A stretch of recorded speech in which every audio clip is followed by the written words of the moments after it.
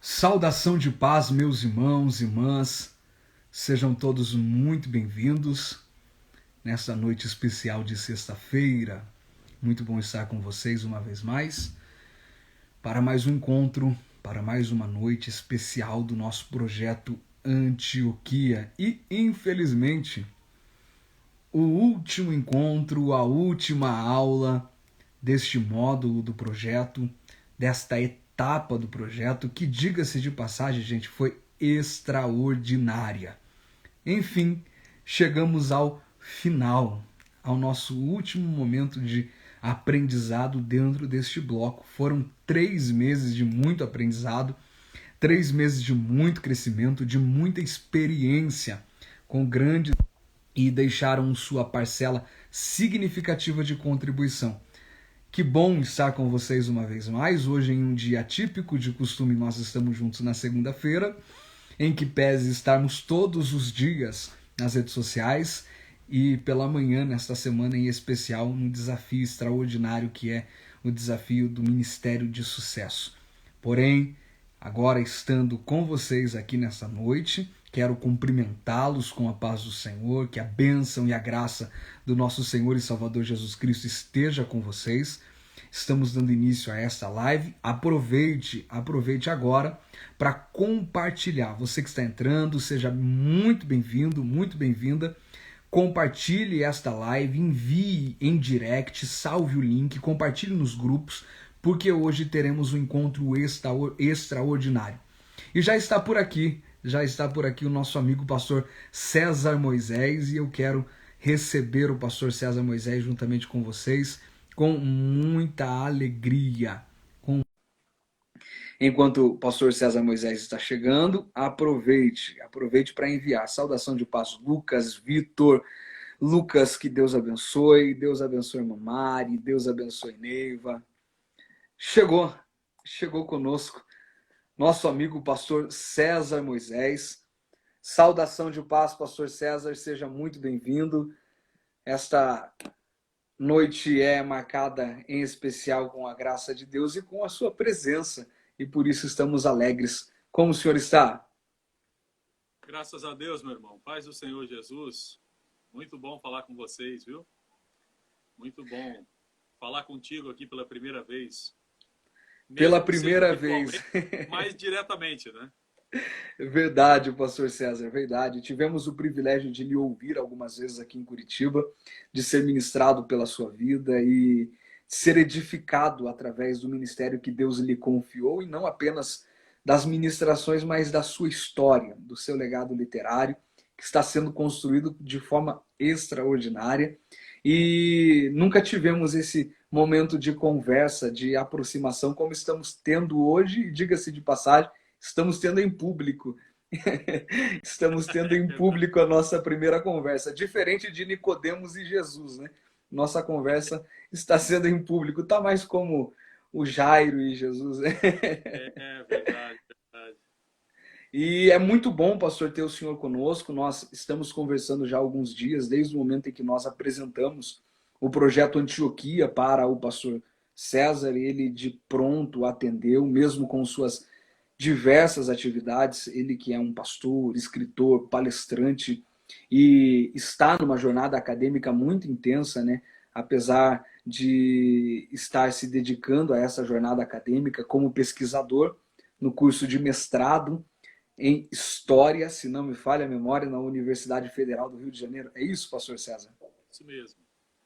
Exatamente. Está aqui com a gente. Com todas essas atividades, ele conseguiu um tempinho porque entendeu a proposta do projeto Antioquia, que é um curso de desenvolvimento ministerial. E o senhor, pastor César, está sendo o último palestrante dos nossos encontros. O último palestrante.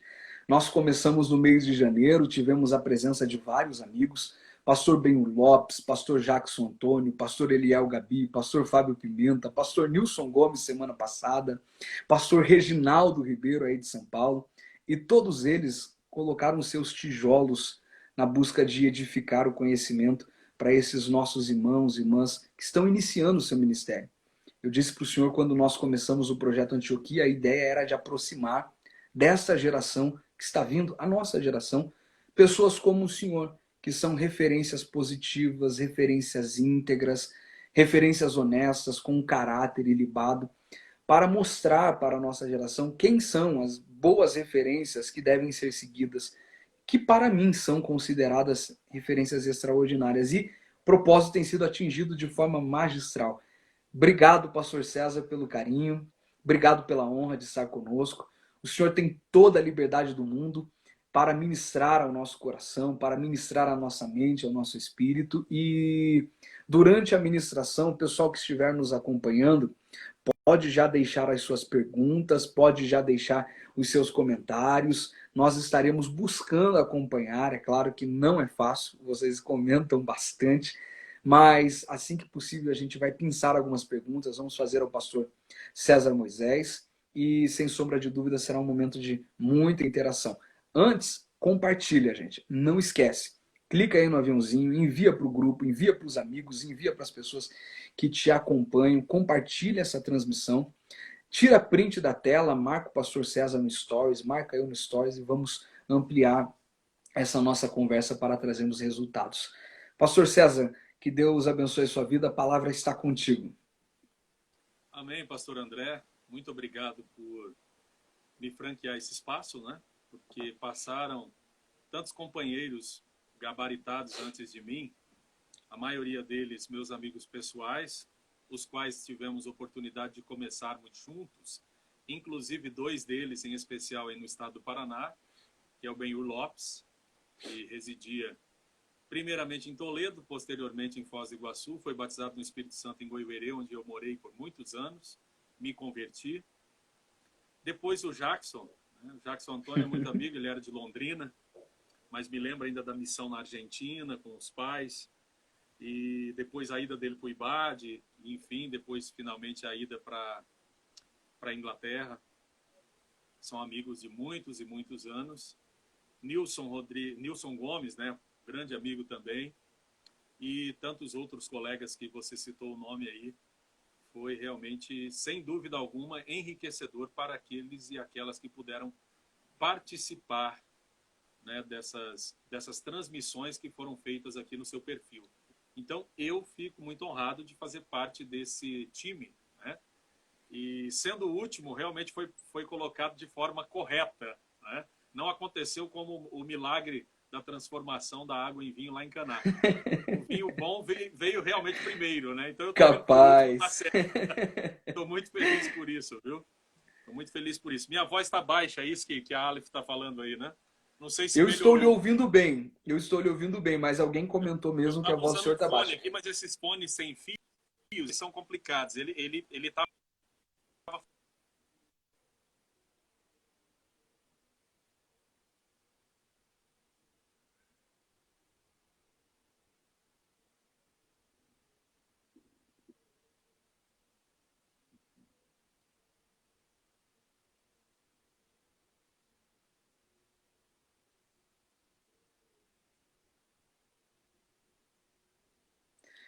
Eu agora não estou lhe ouvindo, pastor César. Agora eu não estou lhe ouvindo. Eu estava lhe ouvindo, agora não estou mais. Deixa eu perguntar para o nosso pessoal que está conosco aqui. Estão conseguindo ouvir o pastor César Moisés? Se estão conseguindo, dá um belezinho, um joinha aí, porque eu não estou lhe ouvindo agora. Nesse momento eu não estou lhe ouvindo. Então, ainda não. Sem voz. O senhor está sem voz mesmo. Pastor Nivaldo está dizendo que o senhor está sem voz. Está faltando som para o senhor. O pessoal está comentando. Provavelmente foi nessa conexão do foninho aí, pastor César. Ainda não estamos lhe ouvindo. Agora voltou? Tá voltando, deu sinal. ok? Voltou. Voltou? Muito bem. Voltou, tá voltando, isso. Então, eu estava tentando usar esses fones sem fios aqui, mas acho que não deu certo, não. Eu vou dizer para o senhor qual que eu estou usando. Esse aqui, ele é extraordinário. Entregue de brinde no avião da Gol. É interessante, não é? Eu vou pegar o meu ali também, que eu tenho alguns ali, então eu vou acabar pegando um daquele, viu? Eu coloquei o do iPhone mesmo, que é o celular. e várias vezes chiando. Eu falei, não, eu vou pegar esse fone. E Não até hoje tá funcionou, dando né? certo. Entendi. Não, tudo bem. Se vocês estão me ouvindo bem, eu preciso que vocês estão me ouvindo bem ou não? Estão ouvindo, o pessoal falou que voltou, tá ótimo agora, tá excelente. Então tá bom. Eu estou vendo muitas pessoas queridas, além, óbvio, de você que é o anfitrião. Tô vendo muitas pessoas queridas aí. Pastor Nivaldo Pastor César ficou sem som de novo. Voltou o som. Eu acho que ficou sem deve som de ser novo? algum problema com. Ele tá picotando um pouco, talvez seja relacionado à conexão. Eu não sei. Essa semana na live com o pastor Nilson, eu desconectei o Wi-Fi e conectei os dados. Aí fluiu, mas estava travando também. Talvez seja com relação aos dados ou à internet. Ah, entendi. Não, se for o caso, eu tiro aqui e coloco os dados móveis, entendeu? Ó, agora tá funcionando. Tá funcionando normalmente? Tá, vamos lá. A Então gente tudo vai bem. interagindo aqui, qualquer coisa, o senhor não fique chateado de eu lhe interromper, tá? Não, de forma nenhuma, por favor. Eu preciso que você fale para poder. A ideia é comunicar para o pessoal entender, o pessoal nos ouvir, né? Verdade. Mas tá perfeito. Então tá jóia. Então tá bom. Então, como eu estava dizendo, eu quero agradecer por estar fazendo parte dessa, né, na verdade, dessa conferência, Iniciativa, né? né? Essa iniciativa, essa conferência virtual denominada de Antioquia, onde os discípulos foram chamados pela primeira vez de cristãos. E ela é muito importante porque reuniu um grupo de ministrantes relativamente jovens, né? Relativamente jovens, para trazer a palavra de Deus, cada um dentro das suas peculiaridades, das suas especificidades. E no meu caso, eu tenho sido, nos últimos anos, alguém que me sinto vocacionado a falar do pentecostalismo, da fé pentecostal. Mas da fé pentecostal no seu sentido não só prático, que a gente conhece muito bem e é maravilhoso e devemos conhecer, porque pentecostalismo teórico não existe, é uma contradição de termos, mas para falar do pentecostalismo do ponto de vista teórico. E aí, esse teórico subdividido em três instâncias teóricas. A primeira delas, obviamente, bíblica, a segunda delas histórica e a terceira filosófica, que eram, na verdade, instâncias que precisavam receber um tratamento, né? Infelizmente, nós tivemos, por um longo tempo, alguns, eu não diria descuidos, mas eu diria assim, não foi dada uma atenção a essa parte teórica, porque nós estávamos envolvidos em questões muito práticas e é isso que importa, né? A realização da obra de Deus, a realização da causa do Senhor, buscando pessoas com o Evangelho de Jesus Cristo. Essas pessoas são transformadas, são totalmente mudadas e devolvidas à sociedade para fazer a diferença. Então nós permanecemos por longas décadas fazendo isso e é esse o trabalho que Jesus Cristo deixou para a igreja fazer e o pentecostalismo fez de maneira magistral e faz. Eu, inclusive, ontem estava num curso ouvindo o professor falar que um dos pilares da reforma que nunca conseguiu efetivamente se configurar é o do sacerdócio universal dos crentes, que é o direito de todas as pessoas proclamar o nome de Jesus, ministrar a palavra e fazer isso. E eu até me manifestei e disse, olha, se o senhor me permite, no pentecostalismo isso é uma realidade. Verdade. É que dentro da discussão acadêmica, às vezes pouco espaço se dá para a gente falar sobre isso. E eu quero falar sobre isso não do ponto de vista meramente, como que eu poderia dizer, apaixonado, como se eu fosse, é um pentecostal apaixonado, deslocado da realidade. Não, eu sou um pentecostal, tenho 30 anos de fé dentro do pentecostalismo, conheço o pentecostalismo e posso dizer para o senhor, o que o pentecostalismo faz é o que se pensou em fazer no sacerdócio universal dos crentes, que era dar o direito de todo crente ministrar a palavra de Deus. Só que o diferencial no pentecostalismo é que o pentecostal ele não faz isso com a capacidade acadêmica, com a capacidade livresca. Não, o pentecostal faz isso empoderado pelo Espírito Santo, revestido de poder do Espírito Santo. Então, por isso que o senhor vai ver uma empregada doméstica pregar a palavra de Deus com ousadia para a sua patroa, que é médica. O senhor vai ver coisas assim acontecendo no pentecostalismo e o senhor não vai acreditar se eu lhe contar, somente tendo experiência para poder ver isso acontecer. Então, eu diria o seguinte, esse pentecostalismo, essa fé de expressão carismática, ela precisa de subsídio. Por quê? Porque nós tivemos um período, um vácuo, eu colocaria esse vácuo em aproximadamente aí início de 97, final de 97, início de 98. Eu creio que de 98, do início de 98 até pelo menos aí 2008, 2009, nós tivemos uma ressaca do ponto de vista espiritual, em que os batismos no Espírito Santo, as manifestações do Espírito, se tornaram bastante escassas. E no pentecostalismo, elas nunca desapareceram, mas se tornaram muito pontuais.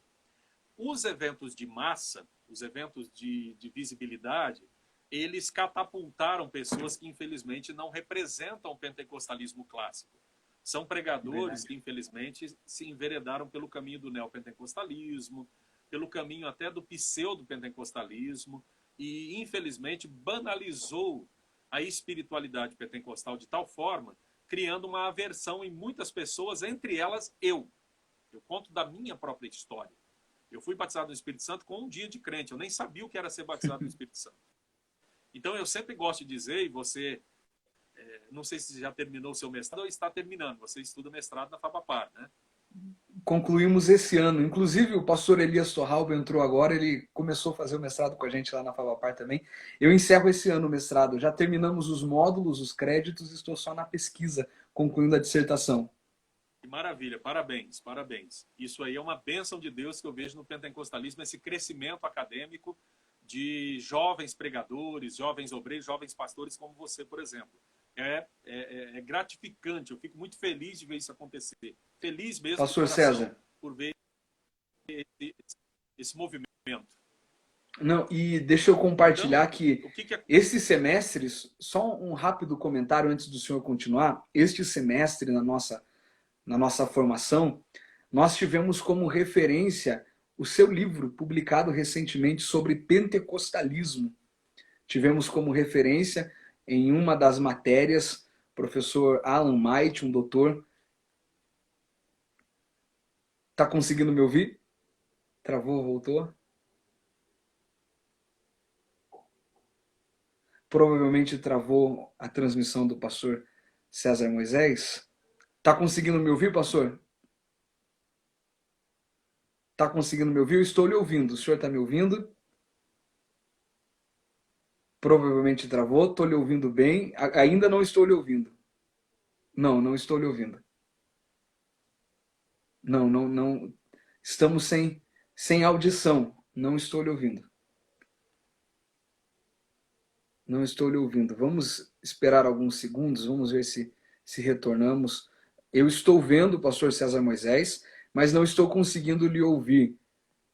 Pessoal que está conosco conectado, nos posicione por gentileza, se estão conseguindo me ouvir, estão conseguindo visualizar. Não ouve o pastor César Moisés. Está falhando o áudio do pastor César. Exatamente. O áudio do senhor está falhando novamente, pastor César. Provavelmente seja a conexão. Se o senhor quiser fazer aquela substituição. Estão conseguindo ouvir a minha fala? Por gentileza, gente, comentem aí. Estão conseguindo ouvir o que eu estou dizendo ou só o pastor César Moisés? Não estão ouvindo? Ok, estão me ouvindo, algumas pessoas estão me ouvindo, não estão ouvindo o pastor César. Se ouvem eu falar, por gentileza, dê um sinalzinho de beleza e um joinha para a gente acompanhar. Quem está ouvindo eu falar, dê um joinha. Sim, estão me ouvindo. Ouvi, perfeito. Pastor César, se o senhor estiver me ouvindo e quiser tentar alterar a fonte da internet do senhor para dados ou para Wi-Fi, porque provavelmente seja relacionado à internet o problema. E como eu disse semana passada, esta semana nós tivemos a live com o pastor Nilson Gomes e de fato a conexão também estava falhando e ele fez a substituição da internet para o pacote de dados e conectou-se tranquilamente. Nós tivemos ainda algumas horas.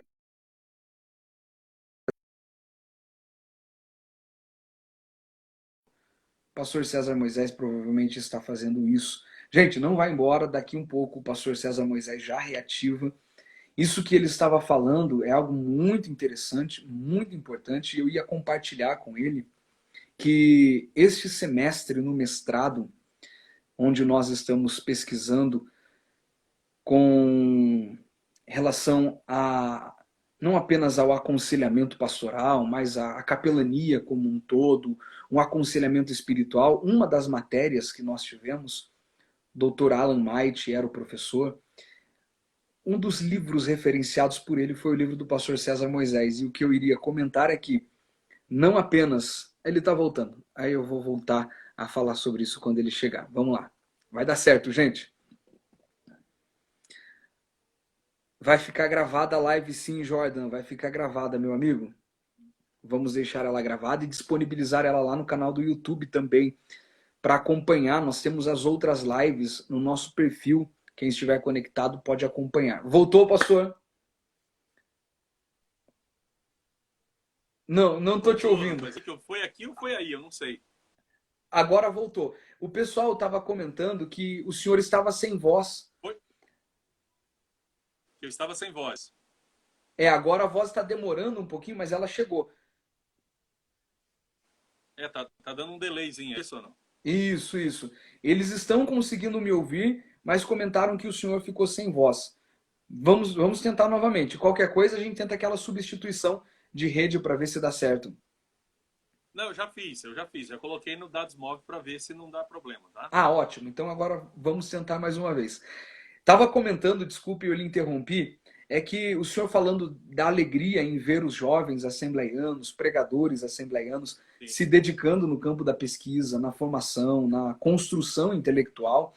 E eu ia dizer que este período, em especial, nós tivemos um grato sabor, uma grata satisfação em ver não apenas várias pessoas da Assembleia de Deus, nós temos vários pastores da Assembleia de Deus no Brasil inteiro que estão participando do mestrado em teologia na Faculdade Batista do Paraná, nas Faculdades Batistas do Paraná.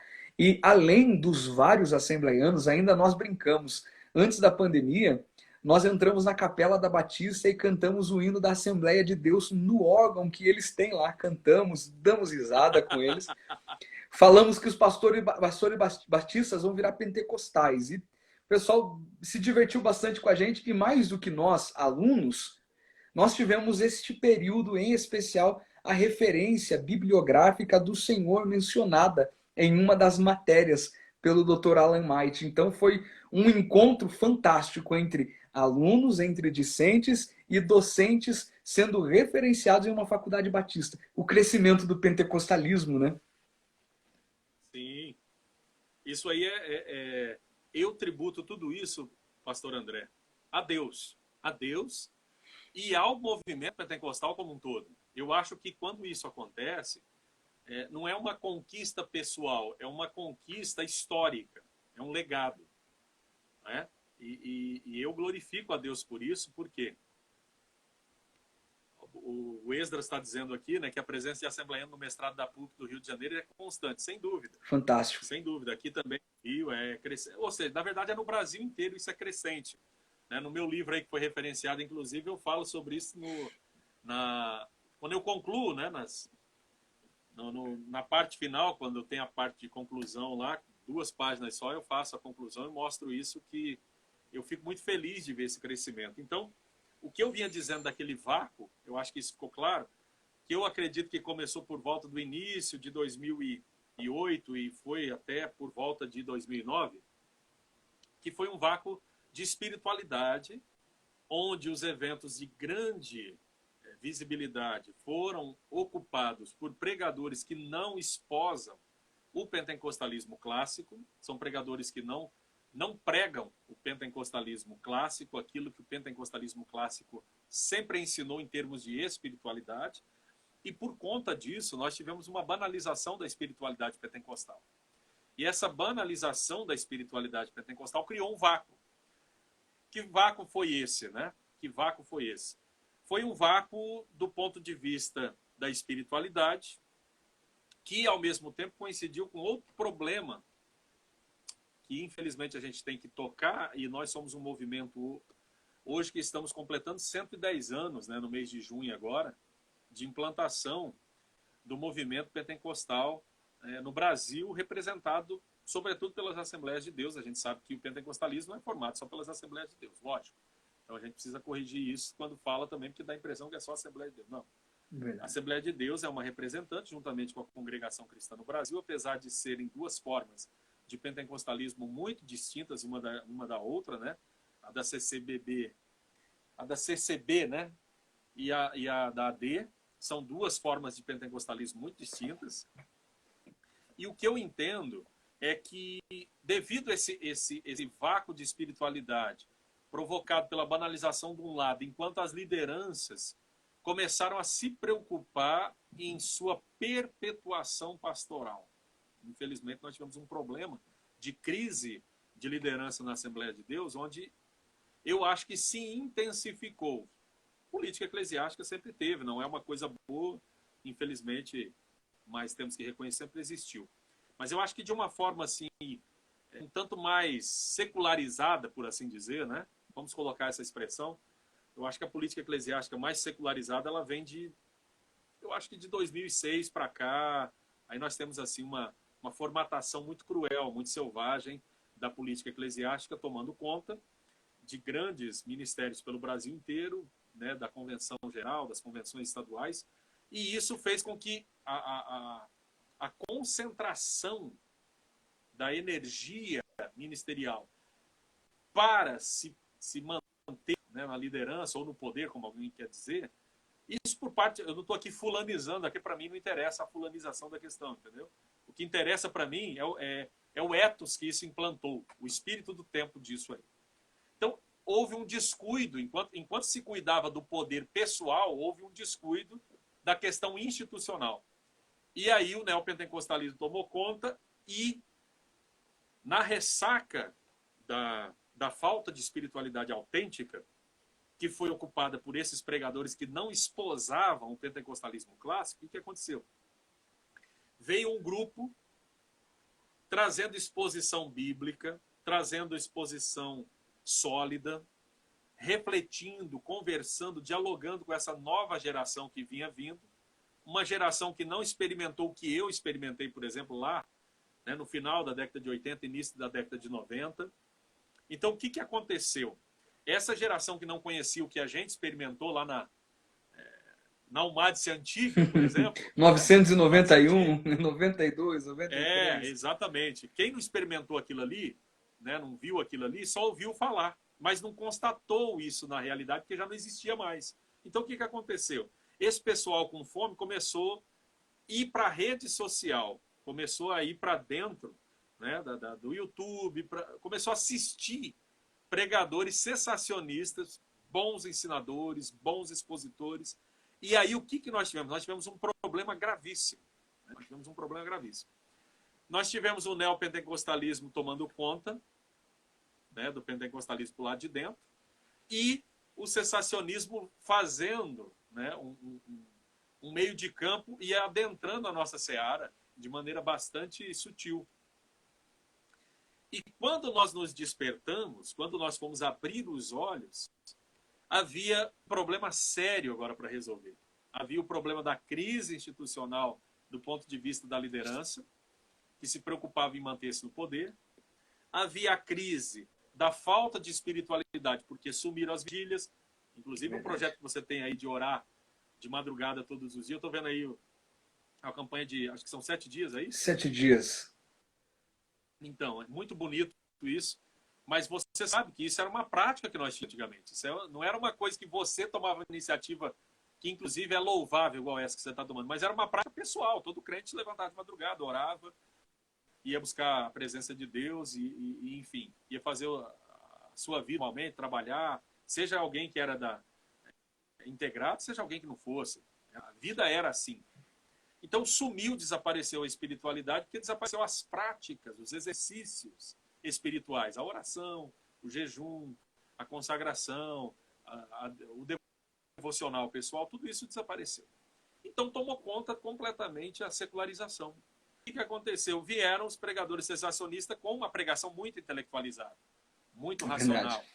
Então, fez a cabeça dessa juventude. Então, hoje, o que está acontecendo hoje? Hoje nós estamos precisando correr atrás do prejuízo. Só que o prejuízo agora não está mais na ordem que estava no nosso tempo, no meu tempo e no seu tempo, por exemplo. Você é mais novo que eu, mas também pegou muita coisa. Por exemplo, nós não tínhamos dúvidas a respeito do que a Bíblia dizia para a gente sobre o batismo no Espírito Santo. Eu não tinha dúvida, nem você.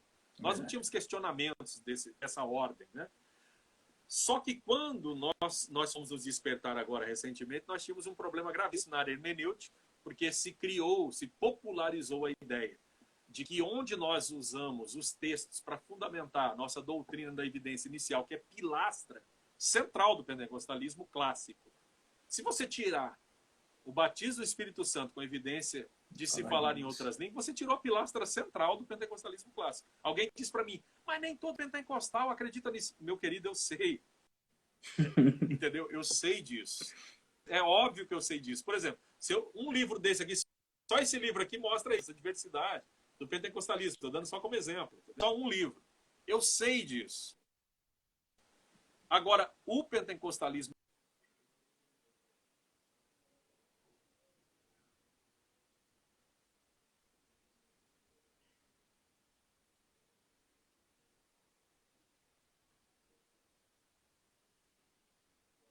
Eu não estou lhe ouvindo, pastor César, novamente, não estou lhe ouvindo. Não, mas havia travado, agora voltou, mas não estou lhe ouvindo falar. Não estou lhe ouvindo falar. Provavelmente volte daqui a alguns segundos. Deve ser esse delay da internet. O pessoal também não está lhe ouvindo. O pessoal já está pedindo a referência do livro, mas o áudio ele acabou cortando. Foi mais um daqueles intervalos. Não consegui lhe ouvir, não estou lhe ouvindo ainda. Olha aí, pessoal, já printa a tela. Vamos esperar alguns segundos. O pastor César Moisés está mostrando o livro. Tira o print da tela e depois vocês pesquisam lá um livro fantástico como esse. E daqui um pouquinho, vamos tentar. Não estou lhe ouvindo ainda. Não estou lhe ouvindo ainda. Ainda não. Poxa, que pena. O senhor está me ouvindo? Não estou te ouvindo, não estou te ouvindo. Está mudo o áudio do pastor César. O pessoal está pedindo para o senhor conectar o fone e desconectar. Vamos tentar com o fone, então. Vamos tentar com o fone. Enquanto o pastor César Moisés vai tentar conectar com o fone, o pessoal que está com a gente, compartilha. Vou aproveitar para me movimentar aqui, porque pelo que eu estou vendo também a bateria do meu celular vai acabar.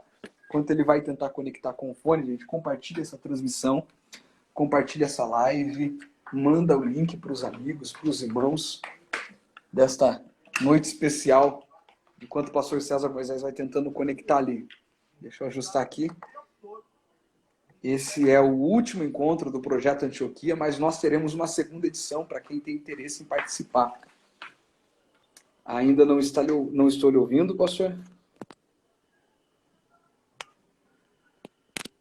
Não. Ainda está sem som. O senhor quer que eu saia e nós entremos novamente? Para verificar se dá certo?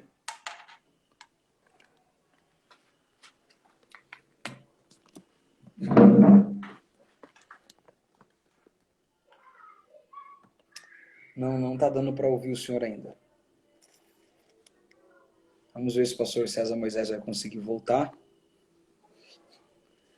Gente, se ele não conseguir voltar, a gente encerra e abre novamente uma outra sala. Por favor, não percam por nada essa noite especial de crescimento e muita aprendizagem, muita riqueza histórica, espiritual, que foram coletadas aí por alguns anos de pesquisa pelo mérito do pastor César Moisés. Provavelmente a internet dele está com problema enquanto ele está conseguindo ajustar lá.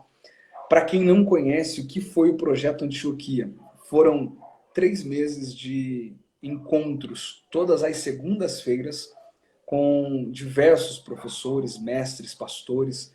Tivemos a presença do pastor Benho Lopes, pastor Jackson Antônio, pastor Reginaldo Ribeiro, pastor Nilson Gomes, e hoje encerrando com o pastor César Moisés, tivemos pastor Eliel Gabi, tivemos pastor Fábio Pimenta, vários pastores. Eu creio que ele vai voltar para tentar se conectar, então.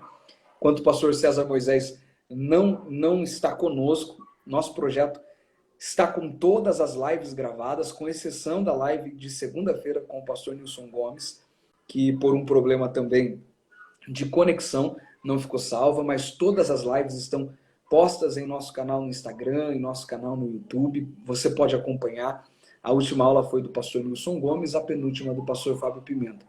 Vamos aguardar, gente, alguns minutos. Provavelmente o pastor César Moisés volte. E eu creio que a transmissão dele que está com alguma dificuldade, porque aqui o pessoal está nos acompanhando, está nos ouvindo bem. Se estão conseguindo nos ouvir, beleza, dá um joinha aí só para eu ter certeza.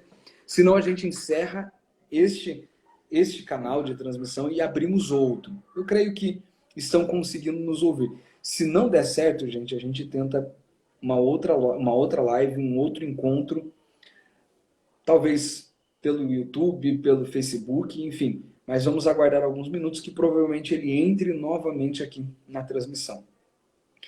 E é muito bom ouvir tudo isso, essa necessidade do pentecostalismo, do crescimento que Deus está apresentando para a nossa geração na construção do pentecostalismo. Jonatas, Deus abençoe, meu amigo, grande abraço, tá com a gente, o pessoal está nos ouvindo, ótimo, perfeito, perfeito. Então, além de esperar, vamos ficar na intercessão para que dê certo, né? Para que dê certo, para que o pastor César Moisés esteja aqui conosco, afinal está sendo extraordinário, muito conteúdo, muito crescimento, muita experiência compartilhada. Que Deus abençoe, deixa eu ver aqui. Sou Aleph do outro perfil, estou te ouvindo e vendo bem. Perfeito, meu amigo. Ótimo. Nilson Gomes, é o pastor Nilson Gomes que está com a gente aqui? Tem uma mãozinha aqui conosco. O pastor Nilson esteve conosco alguns dias atrás. Cantor Jackson e Thalita, cantores Jackson e Thalita, meu amigo Jackson, seja muito bem-vindo. Estávamos conversando agora com o pastor César Moisés, provavelmente houve uma dificuldade da conexão, problema da conexão dele. Vamos aguardar alguns minutos, caso ele entre, a gente dê continuidade a essa transmissão. Jackson, esses dias nós fizemos uma live com o Jackson, gente. Foi extraordinário, muito bom. E provavelmente marcaremos uma outra, falando sobre autismo, sobre a igreja inclusiva. Para quem não sabe, o pastor Jackson, ele tem um filho, o Jackson Filho, e o Jackson Filho é autista. Porém, o pastor Jackson nos deu várias lições e contou experiências. Pastor César está de volta, vamos tentar conectar aqui então. Vamos lá.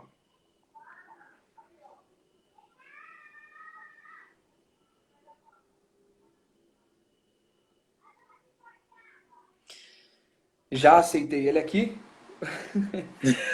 Agora, eu estava repregando a mensagem, viu, pastor?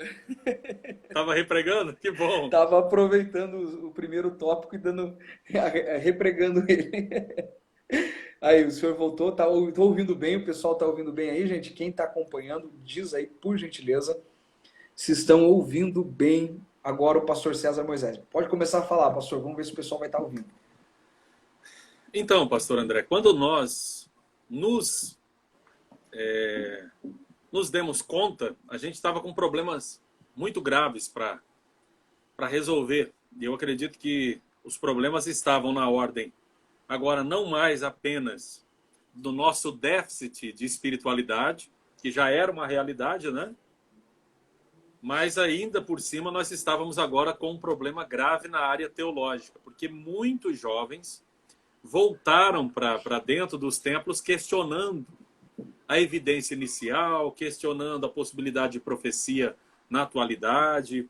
questionando uma série de coisas para as quais a nossa liderança não estava preparada teologicamente para enfrentar.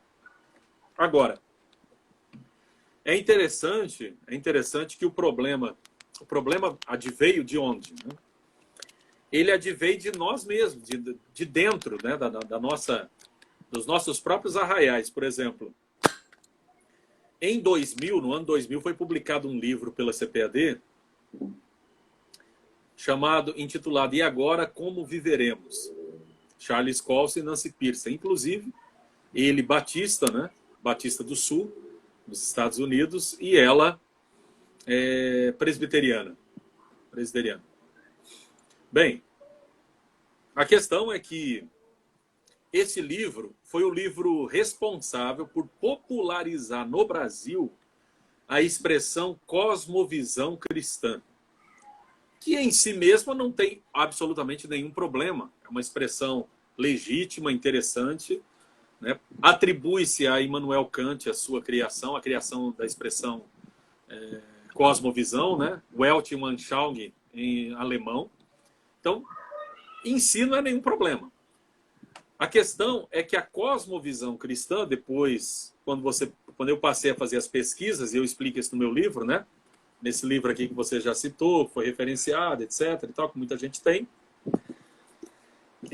Essa expressão, ela foi adaptada para o meio protestante por Abraham Kuyper, primeiro-ministro holandês, calvinista, que é, na verdade, juntamente com mais uns 2 outros autores, criadores do que nós conhecemos como neocalvinismo.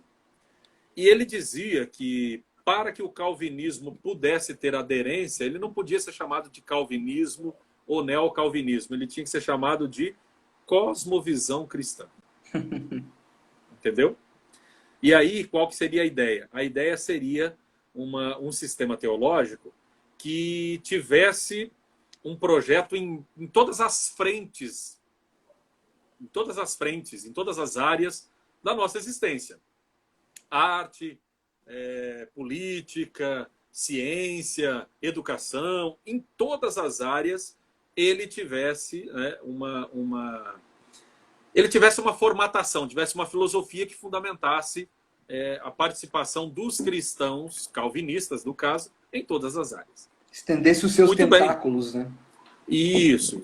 Tudo bem, eu acho que é um direito, eu acho que é bacana, eu acho que é proveitoso. Mas o pessoal pro lado de cá se encantou com isso, né? Nós tivemos um encantamento por esse tipo de coisa. O livro, esse foi o grande problema na minha visão, e eu falo isso aqui, né, para alguém não dizer assim, ele está falando isso agora. Não, está aqui no meu livro escrito. Está aqui na introdução do meu livro isso escrito que eu estou falando. O livro foi publicado pela CPAD. A CPAD é a maior editora evangélica do Brasil, da América Latina, e é pentecostal. Então, foi disseminado a partir de dentro de nós. Porque quem trouxe isso foi, à época, ele não estava mais como funcionário da CPAD, mas era um editor de muita influência, né? Hoje não mais, mas já teve muita influência, que é o Jeremias do Couto, que é declaradamente calvinista hoje. Ele está na Assembleia de Deus, mas ele diz que ele é calvinista e que o batismo do Espírito Santo tem que ser repensado, com evidência de falar em outras línguas, porque isso aí não procede. O batismo do Espírito Santo ele entende como conversão igual os nossos irmãos calvinistas, cessacionistas. Ok. O problema é que toda boa educação, ou ruim, tanto faz, ela leva pelo menos 20 anos para explodir. Então, isso na hora, lá em 2000, não fez efeito nenhum. Verdade. Mas eu li aquilo em 2000 e fiquei encantado com aquilo. Falei, rapaz, que legal. Influenciar em todas as áreas. Que bacana, porque eu era um jovem, naquela época, com 23 anos, né?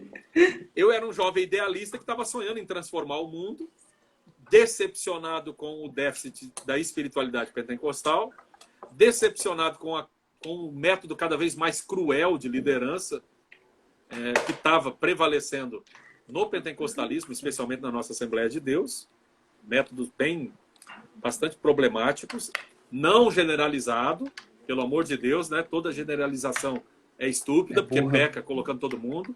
Eu não estou falando disso, estou falando assim, né, que grandes ministérios, grandes convenções, inclusive convenção geral, davam um exemplo muito complicado para a gente, de modo geral. E aí o que aconteceu, né? Aconteceu que a gente via nesse tipo de literatura, nesse tipo de discurso, uma salvação de uma teologia que fosse intelectualizada. Só que não está escrito em lugar nenhum calvinismo lá naquele livro. Você pode ler o livro inteiro que não tem calvinismo. Mas lá está citando. O livro é dedicado ao Francis Schaeffer, que é um calvinista muito famoso. Mas lá no livro não está escrito. O Abraham Kuyper é o criador, né?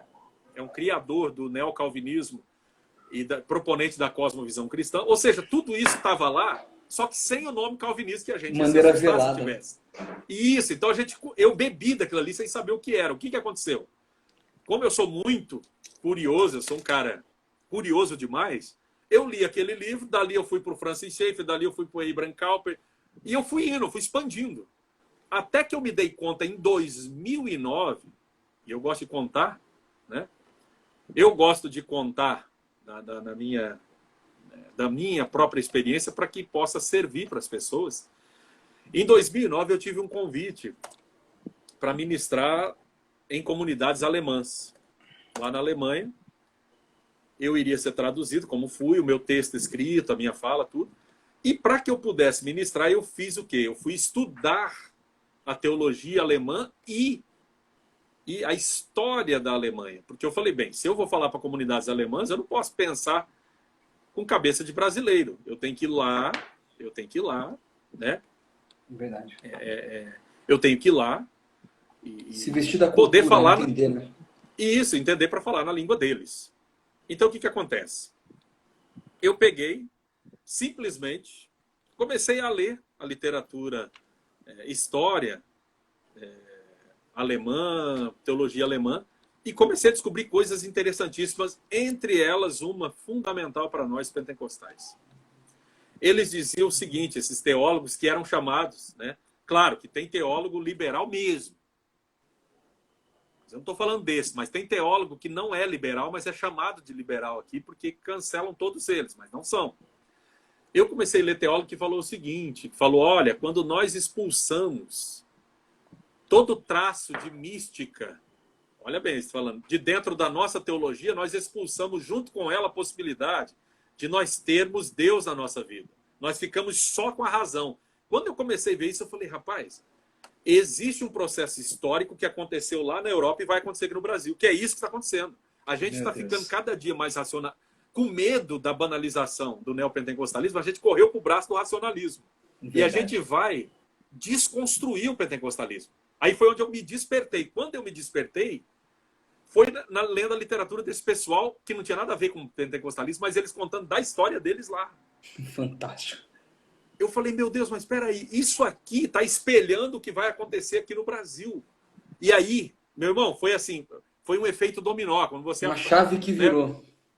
Exatamente, a chave que virou. Quando você derruba a primeira pedra ali, aí vai embora, vai derrubando. Aquilo foi desmoronando tudo. Você está entendendo? Fantástico. Aí, fantástico. De repente, eu comecei a perceber que eu estava adepto do cessacionismo, apesar de não negar o pentecostalismo, mas teoricamente, a teologia que estava na minha cabeça era toda cessacionista já, que era racionalista, porque achava que profecia não podia ter, na verdade, validade entre nós, porque ela competia com a suficiência das escrituras. Eu estava pensando assim já. Eu já estava com a cabeça desse jeito.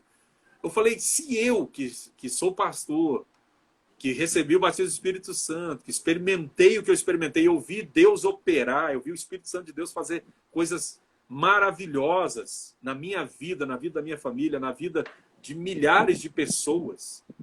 Como é que agora eu vou dizer que tudo isso daí é fantasia? Vou pensar que tudo isso daí foi de um tempo que passou e vou achar que agora é que agora que nós encontramos a verdade, que nós estamos nos aproximando de uma teologia mais racional, mas esse racionalismo foi que gerou o liberalismo de um lado e o cessacionismo de outro. Eles têm a mesma raiz. O liberalismo é assustador, ele não tem lugar no pentecostalismo, porque se você disser numa das nossas igrejas que Jesus não é Deus, você vai ser expulso de lá. E tem que ser mesmo. Porque se negar a divindade de Jesus, realmente não tem nada mais a ver com com o cristianismo, tem mais nada a ver com o evangelho. Se você negar que a Bíblia é a palavra de Deus, realmente você não tem mais nada a ver com o evangelho. Então, o liberalismo ele não tem condição de sobreviver no pentecostalismo. Mas o cessacionismo tem. Porque quando o pregador diz assim, irmão, Deus não tem que falar mais nada hoje, porque tudo que ele tinha que falar ele já falou aqui, ó. Todo mundo dá glória a Deus, todo mundo levanta a mão, dá aleluia. Só que as pessoas não sabem as implicações disso, como eu não sabia naquele momento. Depois que eu me despertei, peraí, nos dias que a Bíblia estava sendo construída, vamos colocar aqui, no período canônico, não tinha outras profecias acontecendo que não entraram no cânon? Claro que tinha, milhares de outras profecias estavam acontecendo. Evidentemente que milhares de profecias que existiam na vida das pessoas em comunidades locais não entraram no cânon, lógico que não entraram. E nem por isso elas competiram com a revelação canônica. Deus deixou que elas existissem, elas têm legitimidade. Quando Josias viu a crise... Pode falar, pastor André. O próprio Paulo faz a identificação de profecias enquanto estava escrevendo a carta à igreja em Corinto. Ele diz, gente, calma aí, vocês precisam de senha, pode profetizar, mas um profetiza primeiro, o outro depois, só que isso aqui não vai ser canonizado. Exatamente, exatamente. Então, quer dizer, a profecia não canônica, ela nunca vai competir com a profecia canônica, porém, isso não significa que ela não tenha valor. Ela não tem o mesmo peso, principalmente como regra para a comunidade inteira, mas para a comunidade local, para a família do pastor André, uma orientação que Deus dá particularmente para o pastor André e a sua família, para mim, lógico que ela tem peso de palavra de Deus, porque é para mim. Eu não vou fazer disso uma doutrina. Eu não vou transformar isso numa regra para a igreja. Isso é para mim. Mas Deus faz isso, porque ele fazia naquele tempo e continua fazendo hoje. Só que a primeira coisa que você começa a relativizar é isso. Não. Se você admitir que tem profecias hoje, você está subtraindo a suficiência. Ou seja, parece uma coisa piedosa, mas é uma coisa sensacionista. E isso aí, ele consegue guarida no pentecostalismo, verdade, principalmente quando os nossos irmãos, quando a gente está chateado com a banalização da espiritualidade por conta do que os caras fizeram. Só que aí é que tá. Verdade. Entendeu? Ele é muito sutil, ele é muito mais sutil do que o liberalismo. O liberalismo, ele é escancarado, ele é facilmente identificável. Agora, o cessacionismo não, ele é disfarçado de piedade. Ele vem muito disfarçado de piedade. Você consegue absorver, você consegue pregar cessacionismo num púlpito de uma igreja pentecostal e as pessoas dão glória a Deus sem entender. Você está entendendo, pastor? Sim. Então, quando eu percebi essas coisas, eu falei, meu Deus, a gente tem que desenvolver um material que possa nutrir essa juventude, não só biblicamente, porque é imprescindível, a Bíblia é a nossa regra de fé e prática, é o documento autoritativo. Mas a gente tem que nutrir esse povo historicamente e tem que nutrir esse povo filosoficamente. Tem que ter esse tripé para poder você ser ouvido por essa nova geração. Senão eles não vão entender como a gente entende. Fantástico. E aí, meu irmão, comecei um trabalho de elaboração desse material que foi transformado nesse livro e de palestras, né? Palestra por todo o país e tudo quanto foi lá. E aí começou a aparecer um monte de gente falando para mim, pastor, eu preciso que o senhor venha aqui porque eu estou enfrentando um problema sério. O calvinismo entrando na igreja, porque a juventude não consegue mais aceitar aquilo que a gente ensina na escola dominical, não consegue mais aceitar aquilo que a gente ensina na igreja.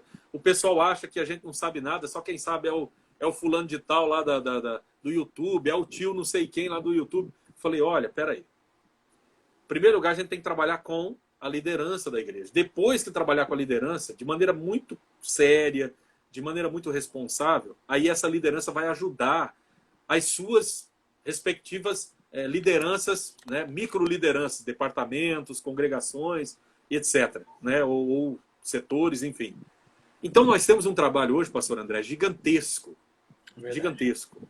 Por isso que o preparo teológico, ele hoje eu vejo ele como imprescindível para os pentecostais, como imprescindível.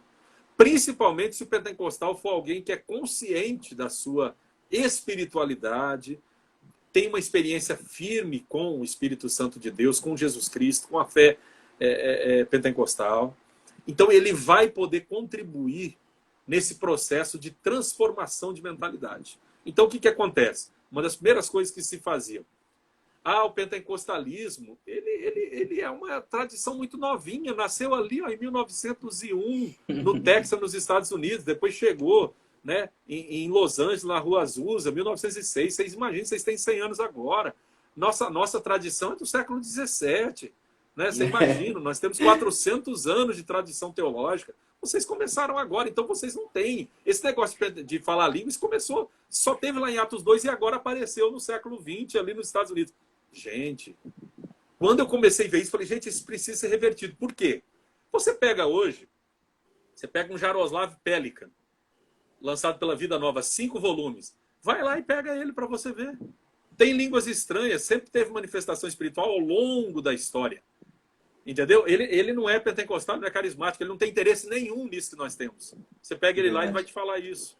Você pega o Philip Jenkins, ele não é pentecostal, ele era historiador, tem livro inclusive pela Record, editora secular. Pega lá que ele vai te dizer isso. Você pega o Jean Delumeau, que é católico, é francês, historiador, vai falar isso. Ou seja, eu comecei a achar em livros não pentecostais, inclusive seculares, o que eu precisava. Então, o que aconteceu? Eu comecei a mostrar para o pessoal, não, pessoal, deixa eu dizer uma coisa para vocês. O pentecostalismo, enquanto movimento sociológico, ele tem esse período que eles estão falando mesmo. Agora, enquanto prática espiritual, ele sempre existiu. Por quê? Porque, inclusive, a prática carismática não é do Novo Testamento, ela é do Antigo Testamento. Quando você pega Números 25, aquilo lá é o proto-Pentecostes lá no Antigo Testamento, 70 profetas levantados por Deus para ajudar Moisés, que receberam o Espírito Santo. Como é que as pessoas sabiam que eles estavam profetizando? Eles profetizaram só uma vez e nunca mais. Porque eles falaram em língua, gente. É glossolalia lá no Antigo Testamento. Então, glossolalia não é uma coisa de Atos 2. Mas o pastor André, eu te digo aqui, diante de Deus, não fui ninguém que me falou isso. Eu indo, estudando. E agora está chegando um monte de livro aí do Craig Kinner, livros de autores fantásticos, como Gordon Fee, que são exegetas mesmo de peso, que dizem isso que eu disse lá atrás, só que eu não disse, eu não li eles, não. Eu disse, lendo, por isso que eu sou pentecostal por isso também. Porque, assim, é simplesmente fantástico, você está entendendo? Aí eu falei, gente, não... A experiência espiritual pentecostal ela está ancorada lá no Antigo Testamento. Então, Moisés, quando o rapaz trouxe a história de verdade e Eldade lá no Arraial, que não estava junto com os 70, tinha 68, então os 2 brasileiros que atrasaram lá, quando ele trouxe a notícia assim, olha, Eldade e Meldade estão profetizando, só que eles não estão, eles estão fora, eles estão lá no Arraial, eles não estão na tenda. Moisés falou, e aí Josué, Senhor, proíbe que eles profetizem. Rapaz, você está com ciúme de mim? Tomara que todo o povo de Deus fosse profeta e tivesse o Espírito. Deus. Então, o desejo de Moisés ele é profetizado por Joel em 2:28 e é começado a cumprir em Atos 2. Então, o que acontece em Atos 2? O Espírito que era dado de forma esporádica e sobre algumas pessoas no Antigo Testamento, a glossolalia, ele agora vem para todo mundo em Atos 2 e agora, no século XX, não teve mais como evitar, veio sobre todos. Então, assim, Deus. É simplesmente fantástico quando você vai para a história e começa a olhar isso. O que você descobre? Você descobre, por exemplo, o Paul Tillich que vai dizer na história do pensamento cristão que o Montano, que é muito mal falado entre nós, do século II, né, que começou aquele movimento, o Paul Tillich vai dizer, você sabe por que falam mal de Montano? Falam mal de Montano porque eles estavam enciumados com o movimento levantado por Montano, que era um movimento já de renovação, porque a igreja estava ficando muito formal. Isso no século II. Porque todo movimento que se institucionaliza, ele vai arrefecendo o poder espiritual. Está acontecendo com a gente. Nós estamos com 110 anos. Como é que nós estamos? Deus. Nós temos tamanho, mas nós não temos mais vigor. Nós estamos parrudos, inchados, mas nós não temos mais vitalidade espiritual. Perceba isso, você vê isso. E na nossa própria vida, pessoal, a gente vê isso. Isso é assim em tudo que é instância, inclusive na vida pessoal. Então, veja só. Quando você observa o Paul Tillich dizendo o seguinte, não, o Montano tinha nos seus quadros um pai da igreja que era o Tertuliano. Você acha que o Paul Tillich vai dizer, você acha que Tertuliano faria parte de algo herético? Lógico que não. Tertuliano é responsável por cunhar a expressão trindade. É um pai da igreja importantíssimo. Uma figura imprescindível dentro da história da teologia. Aí você vê um Lloyd Jones, que vai dizer o seguinte, a igreja estava muito formal, por isso que o movimento montanista foi necessário. Você vai ver o Lloyd Jones dizendo isso. Você vai ver o Alistair McGrath dizer isso. Eles não são pentecostais, eles não são carismáticos. Então, o que está acontecendo, pastor André?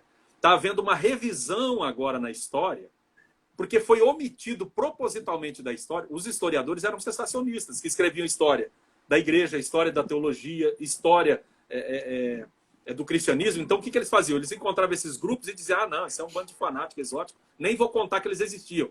Então, isso foi encoberto, mas no século XX, nos Estados Unidos, uma das nações mais poderosas que nós temos no mundo, não teve mais como encobrir. Mas você vai ler esse livro aqui, né, que eu li no final do ano passado, que é do Alan Anderson, ele vai dizer o seguinte, que em 1890 já tinha igreja pentecostal aqui no Chile. Antes de Azusa, antes lá de Farra.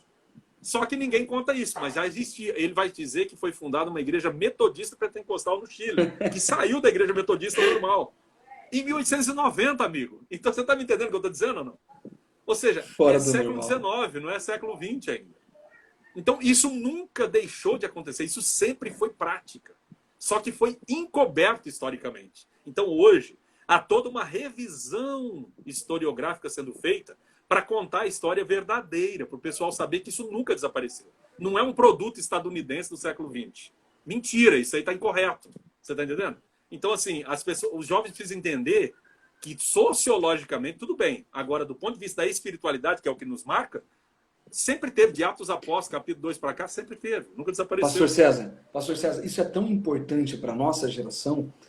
É como se tirassem das nossas mãos esta autoridade que nós recebemos hereditariamente, por herança, por transição geracional. O nosso pai, nossa mãe, nosso avô, nossa avó, com aquela simplicidade, dizendo, filho, busque o batismo com o Espírito Santo.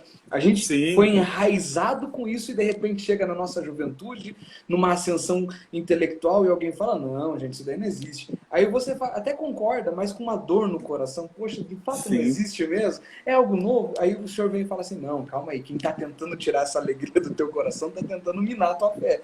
Existe, isso aí. Sim, existe. Isso, aí devolve aquela alegria, tipo, vai lá, gente, tá de novo, vamos lá, continua. É isso que me move, pastor André, você tá entendendo? A minha busca pelo conhecimento para ajudar o movimento pentecostal, do qual eu sou parte, é isso. O que me move é isso. Não é nenhuma outra coisa a não ser isso. Fantástico. Você está entendendo? Aí teve um outro... Tá, historicamente nós resolvemos o problema. Agora vamos, né, e mostramos, não só historicamente, mas mostramos biblicamente. Isso sempre aconteceu, é desejo de Deus. E aí nós vamos agora para um outro aspecto, um aspecto mais assim, teológico. Vamos para um aspecto mais teológico. Narrativa não serve para fundamentar doutrina, somente livros didáticos, ou seja, só livros prescritivos e não livros descritivos. Mas quem foi que fez a classificação da Bíblia entre livros narrativos e livros didáticos, entre livros prescritivos e descritivos? A própria Bíblia fez isso? Não. São os homens que artificialmente pegaram a Bíblia e disseram, olha, a Bíblia é o cânon, mas tem cânon mais cânon dentro do cânon. Então nós vamos dizer que o cânon mais cânon são as cartas paulinas. Opa, mas espera aí, mas Paulo disse isso? Não, Paulo disse o contrário. Toda a escritura é apta, é proveitosa. Pelo contrário, ele vai dizer que é justamente a escritura, e quando ele chama de escritura, ele chama o Antigo Testamento, ele vai falar para Timóteo, né, em 2 Timóteo 3, lá, a partir do capítulo 3, versículo 14 até o 17, ele vai destacar a escritura que não era o Novo Testamento, nem existia o Novo Testamento ainda, só existia o Antigo. Então Paulo vai destacar a escritura do Antigo. E na escritura do Antigo a gente encontra o embrião para isso que nós vivemos hoje. E o Alistair McGrath vai dizer lá naquele livro dele, Paixão pela Verdade, a coerência intelectual do evangelicalismo, que é da editora Shed. Por que eu cito esses livros que não são pentecostais? Para as pessoas entenderem que se eu citar um livro pentecostal, alguém vai dizer, mas é lógico, eles estão falando dele, então ele vai defender. Não, o senhor apresenta a neutralidade da pesquisa, isso. Não tem nenhum envolvimento com o objeto. Não, nós estamos falando de coisas externas. Isso, ele não tem o interesse. Eu tenho o interesse do pentecostalismo, que eu sou pentecostal. Então, se alguém perguntar, claro que eu defendo. Eu sou apologista do pentecostalismo, porque eu sou pentecostal, óbvio. Mas ele não é. Então, ele me dá subsídio para dizer o que eu estou dizendo. No texto dele, que foi publicado lá por uma editora que não é carismática, pela Shed Publicações. Ele vai dizer o seguinte, que a perda do valor da narrativa para fundamentar a doutrina, ela vai acontecer na reforma. São os reformadores, a partir do século XVI, XVII, muito influenciados já pela intelectualidade, pelo positivismo lógico, pelo racionalismo, que vão eliminar a narrativa do processo de formação doutrinária. Mas antes, ele vai dizer o seguinte: desde que o mundo existe até o século XVI, era a narrativa que era levada para fazer doutrina. É verdade. Isso é o Alistair McGrath, anglicano, não carismático, calvinista, que vai dizer isso. Tá me entendendo ou não? Ele vai dizer isso naquele livro dele, Paixão pela Verdade. Quem quiser pode adquirir, pode ir lá e ler a parte da narrativa. Ele vai dizer, nós temos que recuperar o valor da narrativa. E aí ele vai dizer, quem recuperou o valor da narrativa foram os carismáticos e pentecostais, e que carismático para eles lá não são os carismáticos para nós aqui, que aqui é a renovação carismática católica. Para eles lá, carismáticos são todos aqueles que acreditam no que a gente acredita, mas não tem o nome de pentecostal clássico, é carismático. E aí ele vai dizer o seguinte, foram os carismáticos que são responsáveis por resgatar o valor da narrativa e as modernas teorias literárias que vieram com a ruptura da modernidade, ou seja, após recuperou o valor da narrativa. Então, a pós-modernidade é tão demonizada pela teologia reformada, porque a teologia reformada depende dos pressupostos racionalistas da modernidade para fazer valer a sua teologia. Nós, pentecostais, não temos problema nenhum, nem com modernidade, nem com pós-modernidade, nem com pré-modernidade. Nós não temos. Verdade. Por quê? Porque nós vivemos a nossa experiência com Cristo e a nossa fé não depende de postulado racionalista. A nossa fé não depende de aprovação científica. Mas eles dependem disso. Porque, por exemplo, o Charles Hodge vai dizer na teologia sistemática dele, que a Agnus tem publicada, que nenhuma crença, nenhuma doutrina que não possa ser provada racionalisticamente ou racionalmente é digna de ser crida. Pastor André, como é que a gente prova a concepção virginal? Como é que a gente prova que Maria ficou grávida do Espírito Santo, racionalisticamente? Se não for pela fé, não tem como provar. Como é que a gente prova que Jesus volta a viver depois de 3 dias de morto? Meu Deus. Então, quer dizer, você simplesmente desconstrói o cristianismo numa frase. E tem uma outra coisa. O Alistair McGrath vai dizer naquele livro Revolução da Palavra, se eu não me engano, a Revolução Protestante. Ele vai dizer o seguinte, e isso não é só ele que vai dizer, quem vai dizer também é você vai ver o Jean Delumeau, que é historiador francês, dizer isso, católico. Você vai ver um outro muito importante, que eu tenho ali o material dele, eu vou lembrar já o nome dele para falar aqui, que ele vai dizer o seguinte, que o ateísmo, como posição filosófica, você sabe quando é que ele ascendeu na história da humanidade? Ele ascendeu quando o protestantismo retirou os aspectos miraculosos da realidade. Quando ela desencantou a realidade, que eles dizem que a modernidade fez esse trabalho, mas a teologia protestante ajudou quando ela disse o seguinte, não, Deus, ele já falou para a gente tudo que ele tinha que falar aqui. O cessacionismo falou, não, os milagres morreram lá quando o último apóstolo morreu. Ficaram lá no passado, não acontece milagre hoje. Então, na verdade, antes do liberalismo fazer o estrago que fez, o cessacionismo ajudou, possibilitou, pavimentou a estrada para a ascensão do ateísmo como possibilidade filosófica. Quem vai dizer isso é o Jean Delumeau, é o Alistair McGrath, e é esse outro autor que eu tenho ali, Eric Voegelin. Eric Voegelin. Quem quiser, tem livros dele pela Loyola, tem livros dele pela Realizações, né, que são livros seculares, inclusive de filosofia e de história. Eu tô falando de literatura que não tem nada a ver com pentecostal. Eu tô mostrando para vocês. E aí, foi nesse tempo, estudando tudo isso para ir para a Alemanha, que eu falei, gente, isso vai acontecer no Brasil. Se a gente não fizer alguma coisa, isso vai tomar conta no Brasil. E aí eu me levantei com uma voz praticamente solitária, falando sobre isso.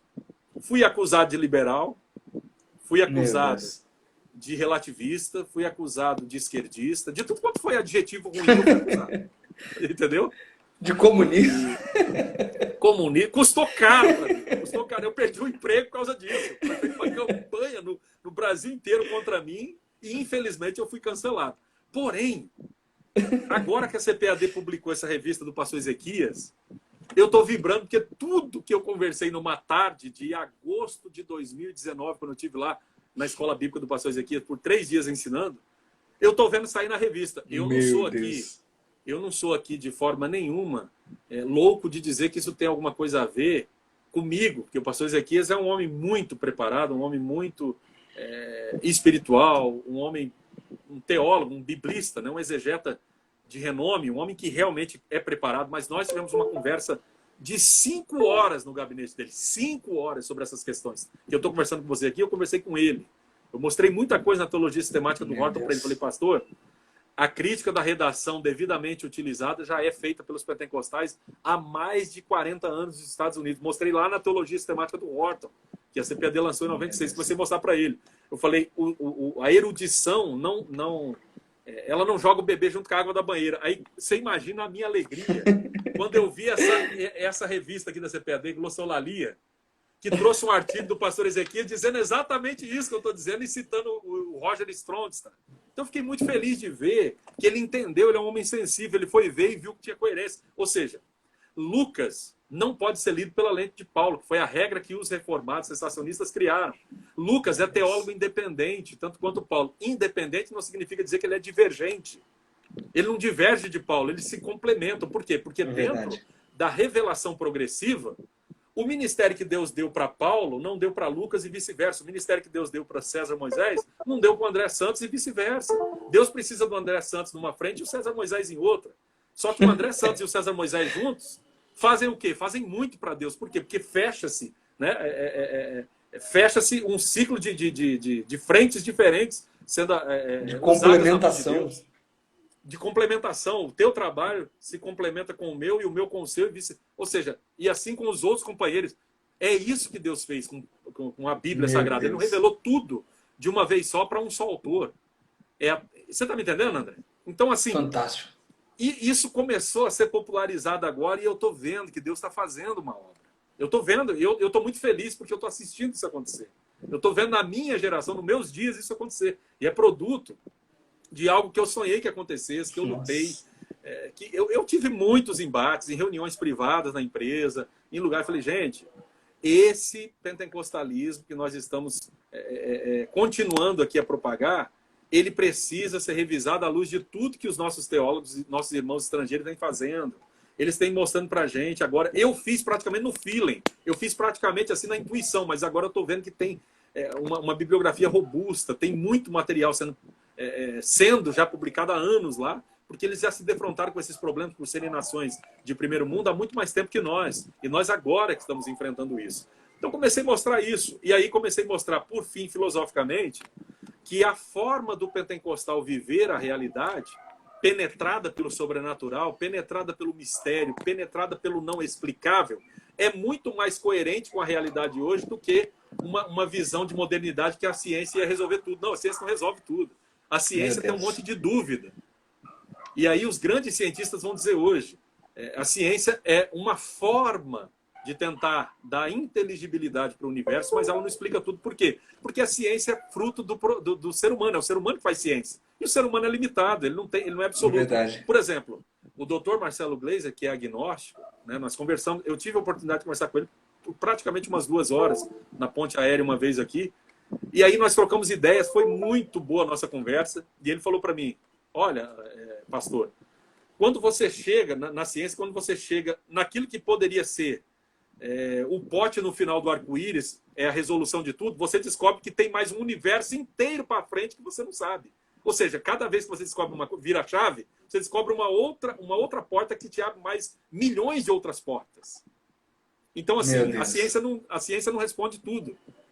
Você está me entendendo? Então, uma teologia que casou com a ciência vai acontecer aquilo que o Dietrich Bonhoeffer disse. Ela vai se tornar uma viúva teológica quando aquela teoria cair em descaso. Você está entendendo? Por isso que a Bíblia não pode ser amarrada a nenhuma teoria científica, não pode ser amarrada a nenhuma ideia científica. Por quê? Porque quando aquela teoria científica for superada, aí o que vai acontecer? Vai ficar uma viúva teológica. Então, o pentecostal não se preocupa com isso. O pentecostal não fica amarrando a sua teologia a pontos científicos, a teorias científicas, ao que o cientista descobriu, não.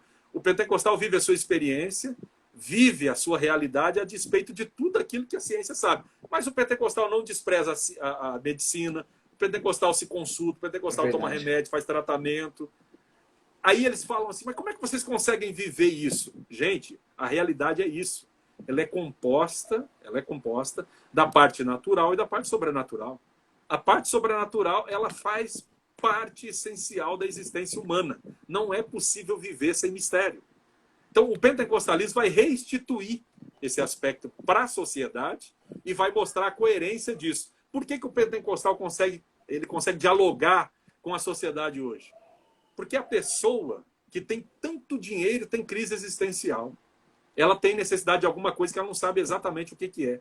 Aí o que o pentecostal faz? A empregada doméstica que está lá, o prestador de serviço, o jardineiro, o mecânico, o caseiro da fazenda, que é pentecostal, ele vai dizer para o patrão e para a patroa, olha, sabe o que é isso aí? Isso aí é um vazio que só Deus pode preencher.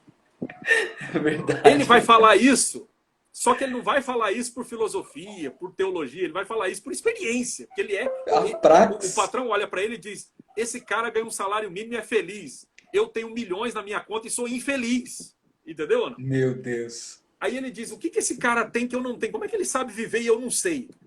É porque há um vazio que só pode ser preenchido por Deus. Aí deixa eu te contar. Eu estive na escola bíblica lá no Carlos Eduardo.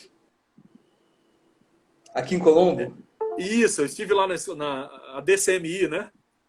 Aham, aqui em Colombo. Então, eu estive lá com ele, é muito amigo meu de anos, de lá do tempo anterior ainda.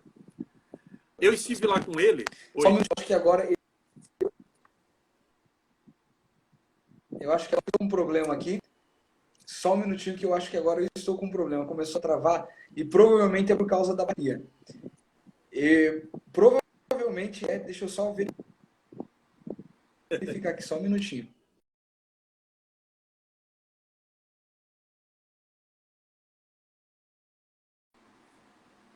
O problema é por causa da bateria. Eu estou tentando solucionar. Entendi. Está com problema. Não está carregando. Meu carregador não está carregando. Eu vou trocar de celular. Tem como eu encerrar essa live e a gente abrir com outro celular? Eu já vou abrir questão de 1 minuto. Tá, eu já estou terminando também, tá bom? Para não cansar vocês aí, eu já estou terminando. Não, então, é que... Não, pelo amor de Deus, está sobrenatural isso aqui. Gente, não saiam daí. Vai ser pelo meu perfil, pelo perfil do pastor César Moisés. Agora eu vou encerrar para a gente não perder o que a gente fez até agora, tá bom? Então, questão de 1 minutinho, já estou abrindo em outro celular.